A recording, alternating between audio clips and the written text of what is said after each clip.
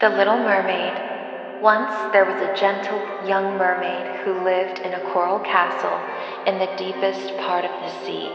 Not content to play with the darting fish, she wished to see for herself the wonders of the world above. Finally, the day came when she combed out her long golden hair and swam up to the surface to listen to the voices of men. Surely their laughter and their faces were more beautiful than the creatures of the soundless deep. In the west she saw the rosy hues of the setting sun spread over the water, and in the sky, which was the color of mother of pearl, she saw the bright evening star above the tall mast of a ship. She swam close enough to see the people aboard the vessel, dressed in fine silks and velvets. They were celebrating the birthday of a handsome young prince and drinking merry toasts to his happiness.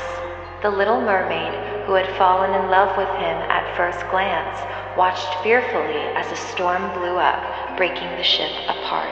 The prince would surely have drowned had not the little mermaid tenderly borne him to the shore. There she gazed upon his face as the color slowly returned to his cheeks.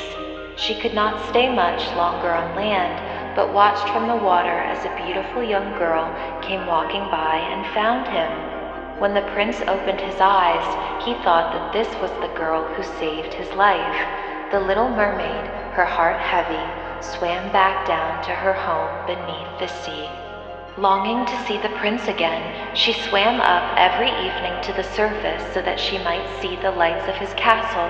She wished to become mortal so that she might share his world.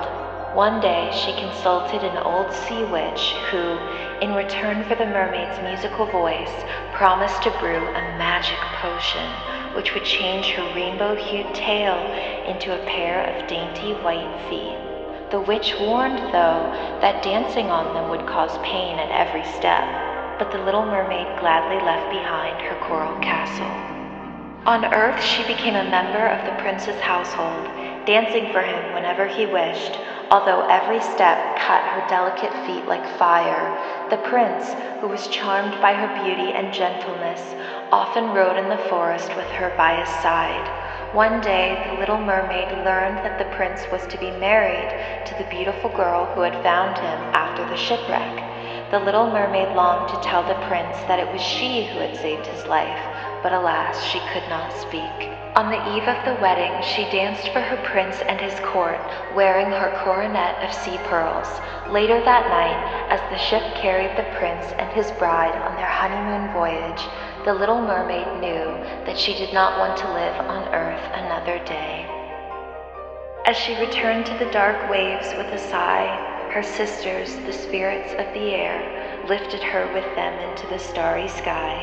Her falling tears became drops of spray, and her long golden hair a crest of foam. The next morning, the only trace of the little mermaid was the memory of her boundless love.